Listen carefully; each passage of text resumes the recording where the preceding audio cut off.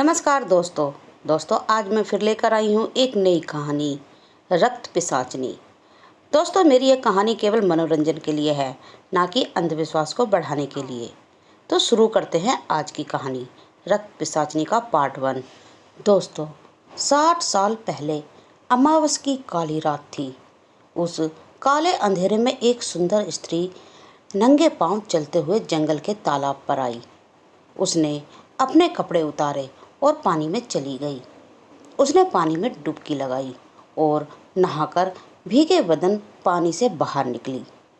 उसने साथ लाया हुआ एक काला कपड़ा बदन पर लपेटा और जंगल के रास्ते चली गई।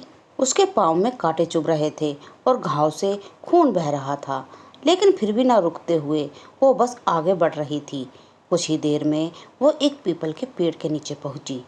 रात के अंधेरे में वो पेड़ काफ़ी डरावना लग रहा था। उसने अपना माथा पेड़ से चिपकाया और कुछ भयानक मंत्रों का जाप करने लगी, लेकिन वो फिर भी ना घबराते हुए मंत्र का उच्चारण करती रही। कुछ देर बाद पेड़ के ऊपर कुछ हलचल होने लगी और एक डरावना जीव पेड़ से नीचे उतरने लगा। उसका शरीर कुबड़ा था और हाथ पांव के पंजे और नाखून काफ़ी लंबे थे। उसके लंबे लंबे तीखे दांत और लाल आंखें थीं। वो एक पिशाच था और उसी पुराने पीपल पर उसका डेरा था। नीचे उतरकर वो स्त्री के पीछे खड़ा हो गया। उस स्त्री को अपने पीछे उस पिशाच के होने का एहसास हुआ। वो डर के मारे थरथर आने लगी, लेकिन फिर भी उसने पीछे मुड़कर देखा और उसके चेहरे को देख उसने अपने दोनों हाथ जोड़े। उस पिशाच ने स्त्री की गर्दन को देखा और अपनी जीभ से उसकी गर्दन चाटने लगा। स्त्री ने डर के मारे अपनी आंखें बंद कर ली। उसके बाद उस पिशाच ने अपनी जीभ मुंह से मोड़ ली और जबड़ा खोलकर चिल्लाते हुए उस औरत की गर्दन में अपने नुकीले दांत घुसा दिए। उसकी आवाज़ पूरे जंगल में गूंज उठी। अब 2024। उसके ससुराल वाले उस औरत को दहेज के लिए काफ़ी तकलीफ देते थे। उसका ससुर मायके से पैसे लाने के लिए उसे मारता था। उसका पति भी उसे शराब पीकर पीटता था। उसकी सास उसे बालों से पकड़कर गंदी गंदी गालियां देती थी, लेकिन फिर भी वो औरत अपने मायके से पैसे लाने नहीं गई, क्योंकि वो जानती थी कि उसके घर वालों के पास 2 वक्त के खाने तक के पैसे नहीं हैं। वो दहेज कहाँ से देंगे। इसी बात पर उसके पति और उसकी सास ससुर ने उसे कुएं में धकेल दिया।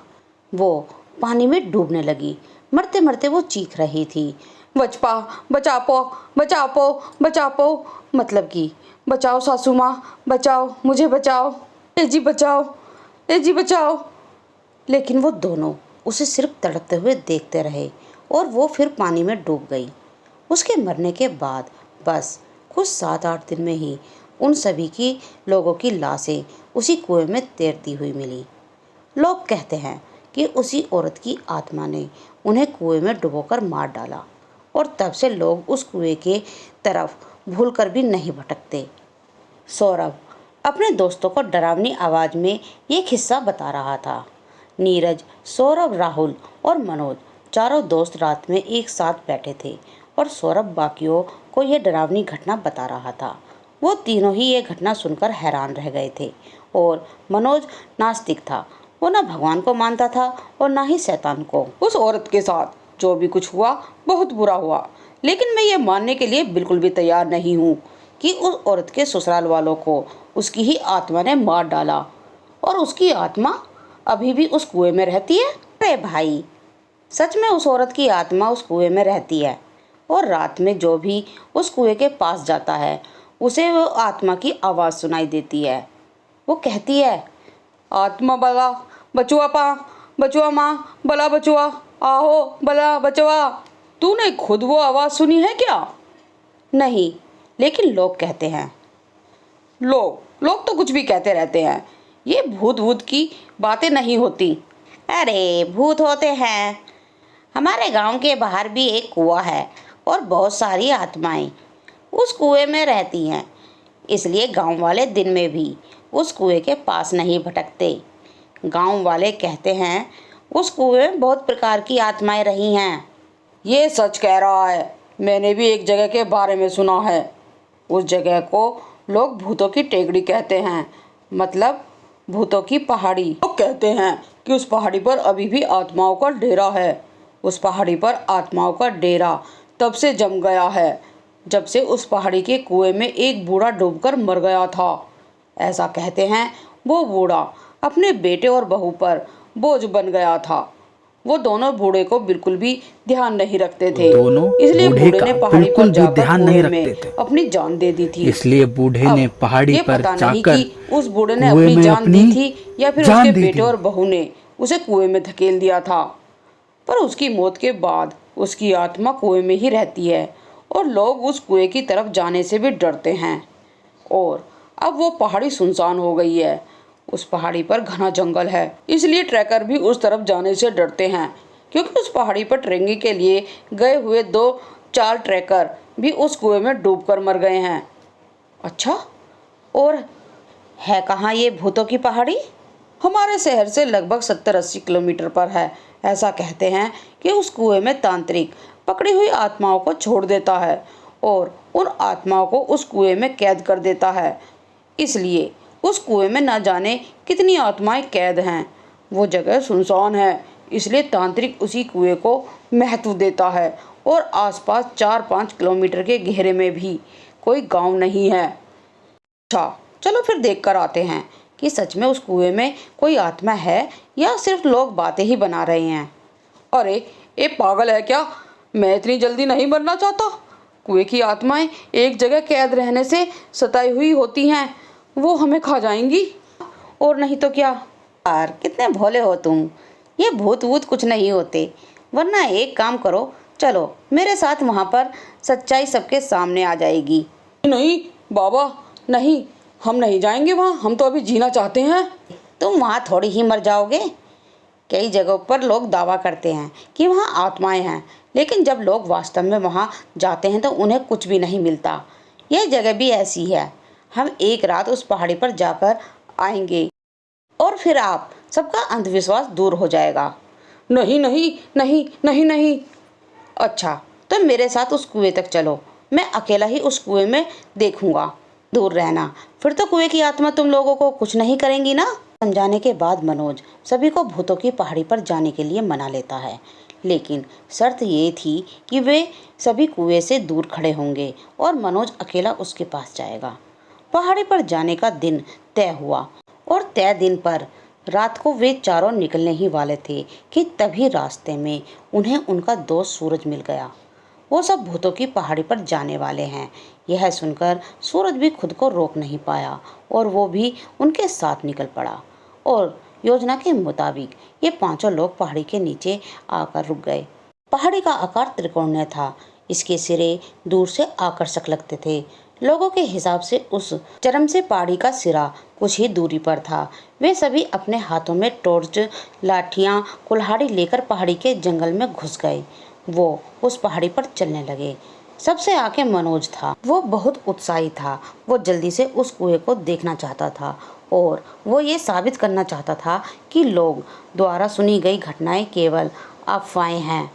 सूरज सौरभ के पीछे पीछे चल रहा था। वो उनके साथ केवल घूमने के इरादे से आया था, इसलिए वो इधर उधर देखते हुए चल रहा था। जंगल में अंधेरा था। पेड़ के पत्ते जमीन पर बिखरे हुए थे। माहौल उतना भयानक नहीं लग रहा था। वे चल रहे थे और एक दूसरे से बातें कर रहे थे। क्या तुम पीछे हो या फिर निकल लिए? मनोज सबसे आगे चलते हुए चिल्लाया। ऐसे कैसे निकल लूंगा, अभी तो बहुत जीना है। राहुल पीछे से ऊंची आवाज में बोला। अगर तुम्हें कोई सुंदर औरत दिखाई दे तो उसकी तरफ देखना भी मत, क्योंकि ऐसे जंगलों में औरतें नहीं घूमती, बल्कि वो चुड़ैलें होती हैं और वो अपने मादक शरीर से पुरुषों को बहकाती हैं और फिर उनका मांस खाकर अपनी भूख मिटाती हैं। चलते चलते अब सभी लोग आधी पहाड़ी पर चढ़ गए थे, इसलिए वे एक जगह रुक गए। सभी ने अलग अलग चट्टान पकड़ ली और उस पर बैठ गए। राहुल आखिरी चट्टान पर बैठा था। इसी बीच उसे अपने पीछे चलने की आवाज़ सुनाई दी।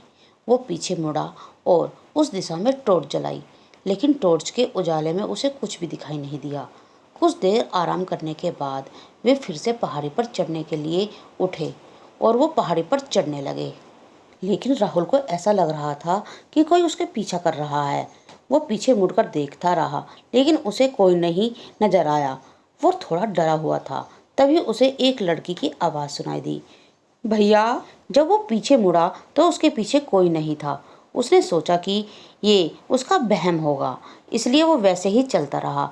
तभी उसे पीछे से फिर से एक लड़की की आवाज़ सुनाई दी, राहुल, मुझे भूख लगी है। राहुल ने पीछे मुड़कर देखा, लेकिन इस बार भी कोई नहीं था। जब से वो पीछे रुका था, उसे लग रहा था कि कोई उसका पीछा कर रहा है। पीछे देखते देखते कुछ कदम पीछे रह गया था, इसलिए वो तेजी से आगे बढ़ गया। लेकिन तभी किसी ने उसका बायां हाथ पकड़ लिया। वो कांप उठा और अपने हाथ की ओर देखने लगा। पीछे तो एक लड़की थी। लड़की ने उसी की ओर देखा और कहा, मुझे भूख लगी है। और उसने उसके हाथ पर काट लिया। आ, आ, आ, आ, आ।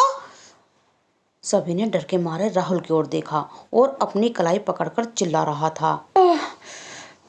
उसकी आंखें बंद थीं। उसके आगे चल रहा सूरज उसके पास आया। क्या हुआ राहुल? उस समय तक सभी लोग राहुल के पास पहुंच चुके थे। वो इधर उधर लड़की को ढूंढते हुए पागलों की तरह बोला, ति ति ति ति ति ति तिपारेगी। अरे कौन सी लड़की? वहां एक लड़की थी, उसके सिर पर 2 सींग थे। उसका चेहरा सफेद, कुछ कुचला हुआ था, काली आंखें, कांटेदार दांत थे। उसने मुझे कहा, भैया मुझे भूख लगी है, और उसने मेरी कलाई काट ली। आ कौन थी वो लड़की? क्या सच में भूतों की पहाड़ी पर आत्माओं का कुआं है? दोस्तों, जानने के लिए मेरी ये कहानी जरूर सुने। दोस्तों, मेरी ये कहानी यहीं समाप्त होती है। इस कहानी को सुनने के लिए मेरे चैनल को लाइक करें, शेयर करें और सब्सक्राइब करना ना भूलें। और हाँ, बेल आइकन जरूर दबाएं, जिससे आपको मेरी नई नई कहानियाँ सुनने को मिलती रहें। और कमेंट में लिखकर जरूर बताएं कि आपको मेरी कहानियाँ कैसी लगती हैं। धन्यवाद।